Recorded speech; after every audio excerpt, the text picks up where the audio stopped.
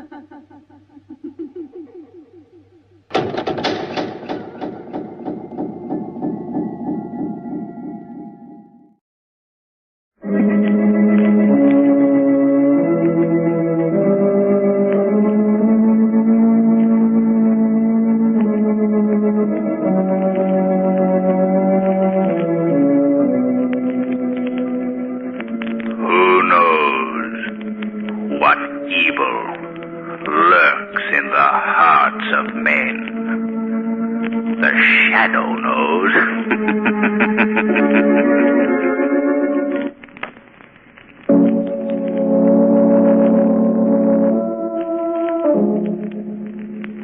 Shadow, mysterious character who aids the forces of law and order, is in reality Lamont Cranston, wealthy young man about town. The Shadow uses his hypnotic power to cloud men's minds so that they cannot see him. Cranston's friend and companion, the lovely Margot Lane, is the only person who knows to whom the unseen voice of the Shadow belongs. Today's story, The Precipice Called Death.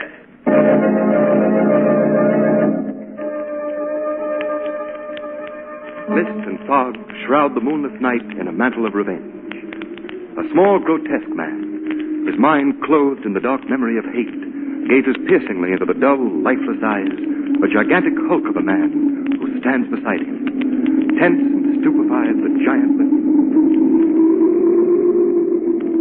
You know what to do.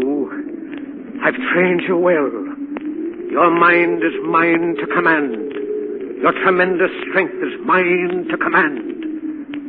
Now, after all these years, the moment has come to taste the sweet fruits of revenge. Do you understand? Yes. Yes, Master. You are to hear no voice but mine. You are to do nothing but what I command you. You are to kill those I have named. Kill. Yes, Master. You're ready now. Ready to do my bidding. Good. The precipice called Death waits with yawning jaws to receive the first victim.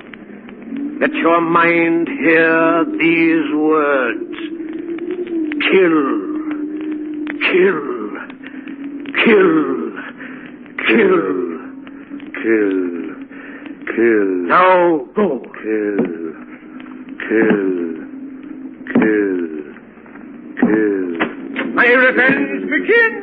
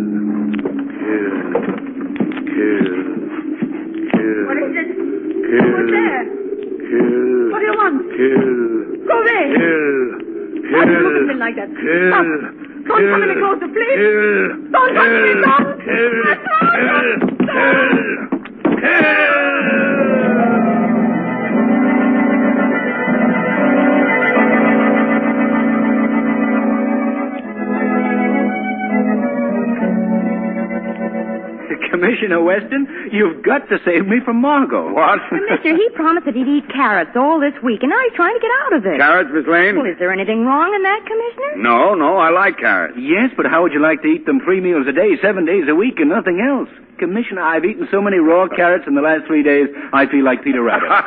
What is all this? Margot, she's offering some crazy notion about health diet. This week she has me on carrots. Next week it'll be spinach, and heaven only knows where it'll end. Pardon me, please. Yeah, certainly. Hello?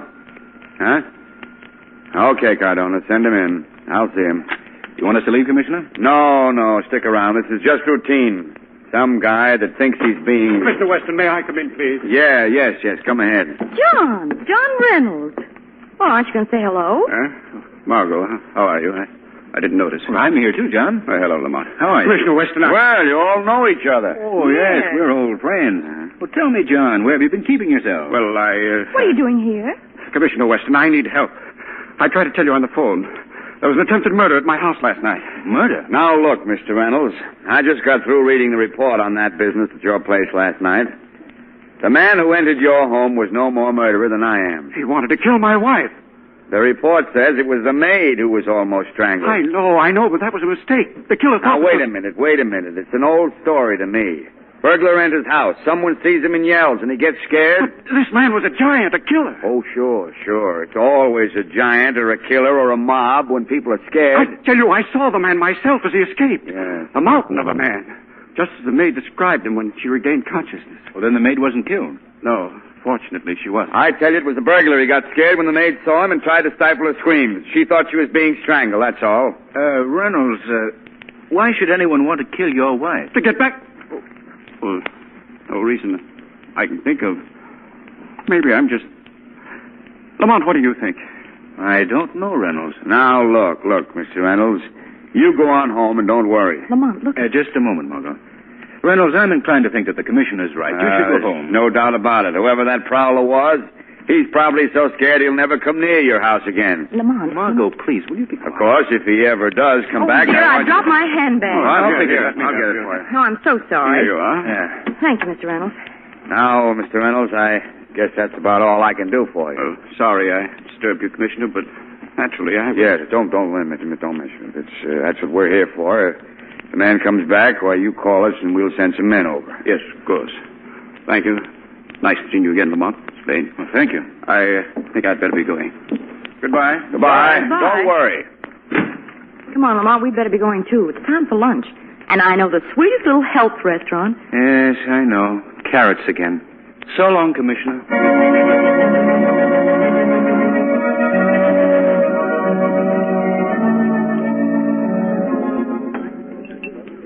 Oh, Lamont, I wish the waiter would hurry. I'm starving. Yeah. Margot, I saw you deliberately throw your handbag on the floor in Weston's office. Why did you do it? I was trying to tell you something, but you wouldn't listen to me. Did you notice anything particularly about Reynolds' behavior? What do you mean? He was twisting and crumpling a piece of paper in his hand.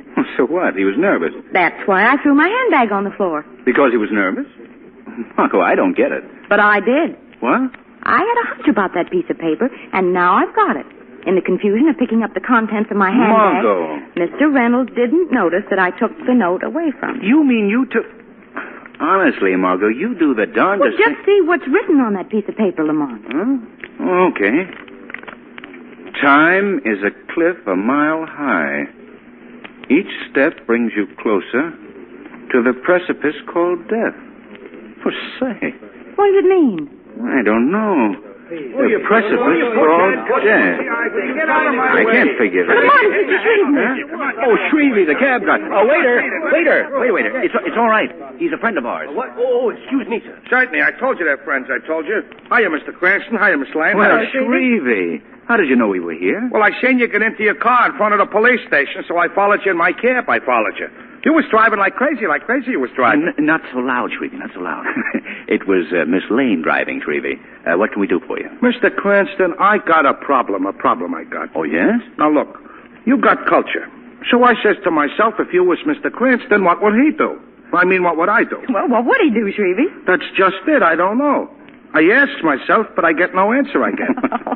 What's bothering you, Shrevey? Well, last week, I'm driving a drunk all the way down to Jacksonville, Florida. Yes? When I get there, he ain't got the fare he ate. So I up and slugs him. And now it's on my conscience it's on. Shrevey. Well, what do you want me to do, Shrevey? Well, I got qualms, I got. And what I want to know is, did I do right to slug him, did I? I really don't know, Shrevey. How do you like that? He don't know and he got culture. Is that what a gent would do, Miss Lane? Shrevey, a gentleman is one who does not unnecessarily hurt another. And if you think what you did was necessary... That's it was necessary. You know, Miss Lane, that eases my qualms. Shrevey, how would you like a chance to make up that fare you didn't get? There ain't that much money.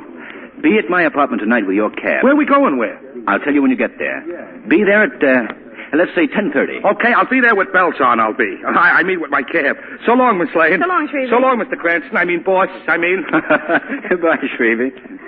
Where are we going tonight? No, Margot. Where am I going? That's what I said. Where are we going? I'm not taking you along, Margot. This warning note to Reynolds has got me thinking. I'd like to find out what is meant by the precipice called death. You think there's something more than what Reynolds has told? Something he's left unsaid? Yes, Margot. And tonight, the Shadow is going to find out exactly what that is.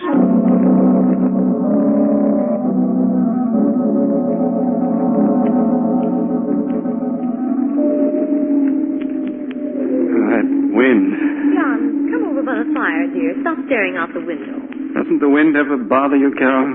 Now, darling, don't be so nervous. Remember what Commissioner Weston told you. Yes, I know, but anything would happen to you or the children. Nothing's going to happen to us. The man was just a prowler, as the commissioner said. He won't come back. I wish I could believe that. Is there anything you haven't told me? Carolyn, have I been a good husband to you? Of course, John. I married you because I loved you. And that love has grown stronger with the years we've been together. You know that I've been fair with everybody. I've never tried to cheat anyone. I never took anything that didn't belong to me. Never done anything that you or the children would be ashamed of. Isn't that right, Carolyn? That's right, isn't it? Why, yes, John. You speak as if... I know, as if I had something on my conscience. Tell me, John. Carolyn, I've had a feeling, a premonition. A premonition? First time I've wondered if it wasn't a mistake making our home here in this isolated mountain lodge, away from everybody. Only a forest of huge black trees for neighbors. But you always thought it was so beautiful here. Carolyn, we must get away from this place. There's danger here and death. Oh, no, it's only your nerves, darling. That incident last night has upset you. We must get away for your sake and the children's. All right, dear. Anything you say. Now, why don't you go to bed and get some sleep? No, I'll sit here for a while in front of the fire. Well, don't sit up too late. I won't, dear. Good night, dear. Good night. And don't worry. Mr. Reynolds. What? Who is it? I can't see anyone.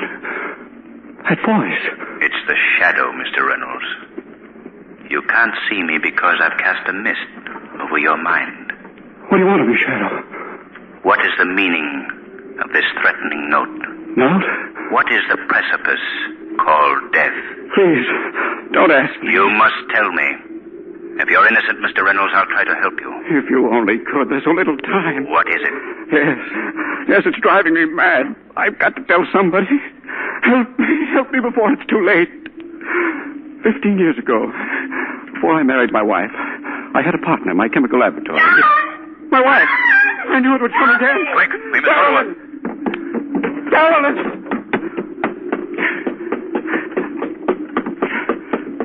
This is her room. Door's locked on the inside. Break it down. Carolyn!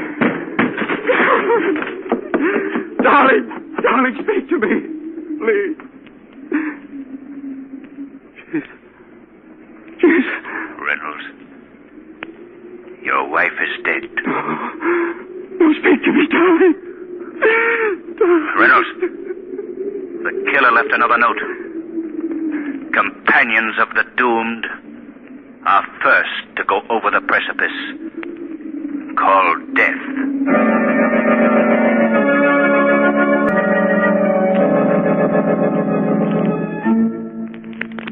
But I don't understand it, Lamont. What could Reynolds have on his conscience? And why was his wife killed? What's the tie-up? I don't know, Margot. The whole household rushed to Mrs. Reynolds' room, and before I could get Reynolds alone, the police arrived. Then you still don't know what's behind those mysterious notes. No. Now the police have accused Reynolds of his wife's murder. Certainly looks bad for him. Weston, in his own blundering way, is convinced that Reynolds is guilty. Well, what are you going to do about it, Lamont? Margot, the Shadow is going to Weston's office and get this straightened out once and for all.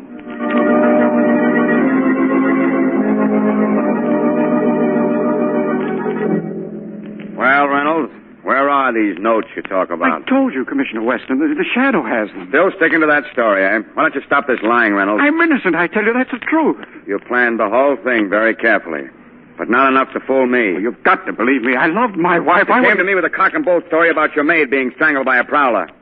That prowler was you. If you'll just listen to me. You cooked up the whole business to establish an alibi for yourself. We've got you dead to rights, and you know it. Oh, you've got to listen to me. Do anything you please to me. Now that Carolyn's dead, I don't care about myself, but you've got to let me protect my children.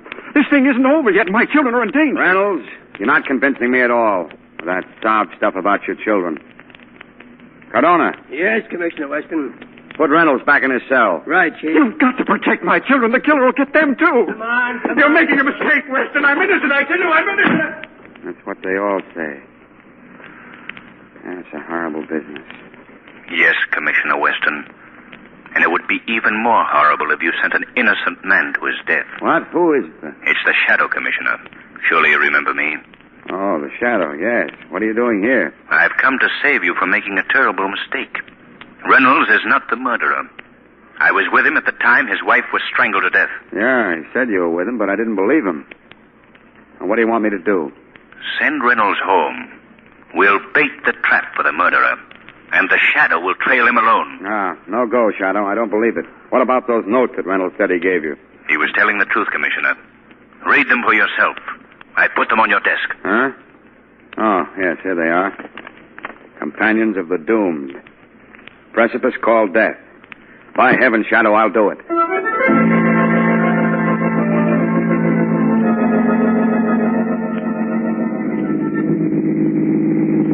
Hey, Mr. Cranston, why are we driving out here for? Why? There ain't nobody out here on the road, sir, eh? Gee, it's kind of what they call spiritual. You know, the spiritual. Shrevey, look in your rear vision mirror. What do you see? I don't see nothing. Nothing I don't see. There's a car following us. Huh? Yeah, there certainly is, certainly. Pull up to the side of the road. Let it pass. Huh? Oh, okay, boss. You know, Mr. Cranston, I don't like the idea of coming out to this Reynolds place I don't like. This guy Reynolds bumped off his wife he bumped. Reynolds didn't kill his wife, Shrevey. Well, whether he did or ain't, it's none of my business, it ain't. That's for the police to figure out. Or for that guy that calls himself the Shadow he calls himself. Shrevey, Let me... when you took this job, you promised not to ask questions. Yeah, I know, but I just hate to see a gent like you get mixed up with the wrong kind of mugs. I mean, environment. Shrevey, that car's slowing down. We were being followed. Lamont, is that you? Hey, it's Miss Lane. It's Miss Lane, hey. Margot, why are you following us? Lamont, you're up to something, and you're not going to leave me out of it. Margot, if you aren't... Well, as long as you're here, you may as well come along.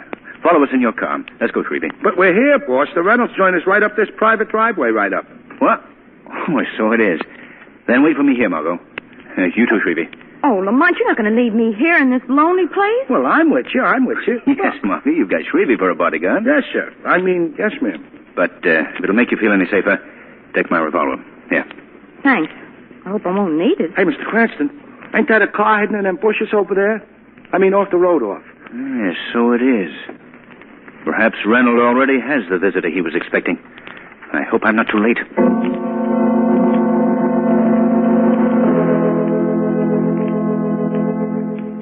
I must get the children out of this house and place of safety as soon as possible. Who's there? Don't you recognize me after all these years, John Reynolds? Tom Vito. But you... No, my good friend, I'm not dead, even though you tried your best to kill me. No, it was an accident. You slipped in that slip. Accident? Yes, it was an accident, I swear. And I don't believe you. Well, you're going to pay for that. You've already begun to pay. And it really was you, Vito. You killed Carolyn. Companions of the doomed are first to go over the precipice called death. You murderer! What's wrong with me? My heart. I feel paralyzed. I can hardly move. A heart attack. How nice. How convenient. I had intended to kill you immediately, but now you'll be able to see and hear everything that happens.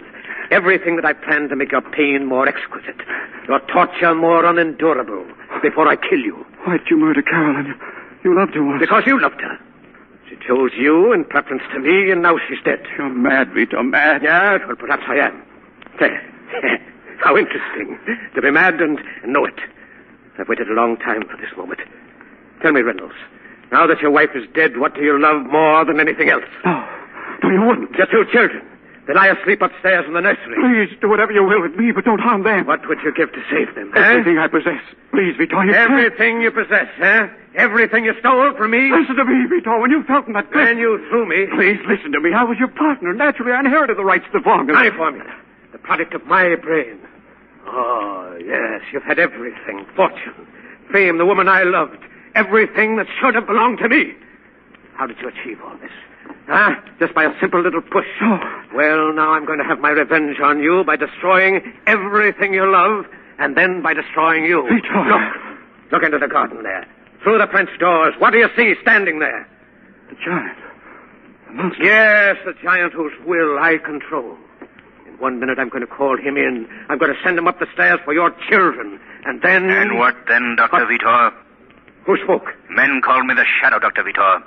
I fight crime and injustice. Shadow. Oh, thank heaven you found. I can't see you. I have cast a hypnotic mist over your mind, Vitor. I have come to stop your evil work. Well, you can't stop me. Giant! Giant, come, your master's in danger. Yes, now we'll see which of us is the stronger. I can't see you, Shadow, but this giant can, because he's already hypnotized by me. He can see you. You're not invisible to him. Stop, Giant. Stop, I say. It's only me, Shadow. Kill the Shadow. Kill. Shadow, stop him. He's closing in on you, Shadow. He can see you. Soon your career will be ended. Reynolds! Kill. Mr. Reynolds! Hi. Say, isn't anybody home? Who's that? Oh, I beg your pardon. I thought... The giant! Wow! Miss Lane, shoot that gun. I can't. It isn't loaded. Wow, it was loaded. Vitor, a shot. Look. The giant stopped. Giant, you're no longer controlled by Vitor. The hypnosis has dropped from you. I hate him. He make me kill. I don't want to kill. I hate him. I hate him. He make me kill. I kill him. Giant, stop. Too late, Shadow. Vitor's dead.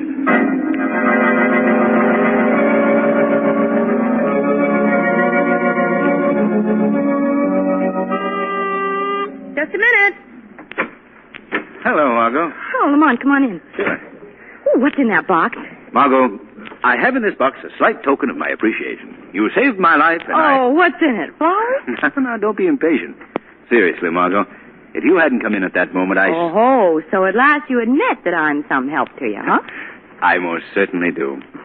But what I want to know is, why did you come in after I told you to stay in the car with Shrevey? Well, Shrevey examined the gun you left with me and said, hey, this gat ain't loaded it ain't. It was a lucky thing that it was. Yes, I aimed at the giant. And hit Vitor. What a shot. Say, Lamont, what are the police going to do about the giant? I don't know, Margot, but it's obvious that he was merely an instrument of Vitor's revenge. They really have no case against him. As far as Reynolds is concerned, it was definitely established that Vitor had slipped over the crypt. Oh, I'm glad to hear that. I feel sorry for him. Well, I just dropped in for a minute. I'd better run along. Hey, wait! Wait, you haven't given me my present. Oh, yes, the box. Here, Margot. Open it. All right. Ooh, I bet it's orchids. Why, it's a rabbit! Yes, Margot, a rabbit. He's your new companion at those carrot banquets of yours. I'm going back to steaks.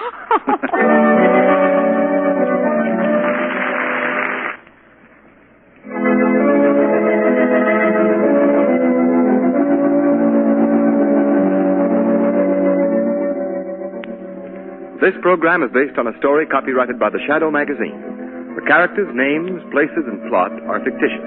Any similarity to persons living or dead is purely coincidental. The Shadow magazine is on sale at your local newsstand.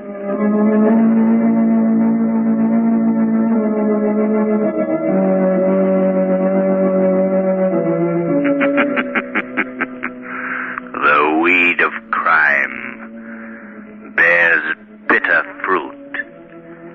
Crime does not pay. The Shadow knows.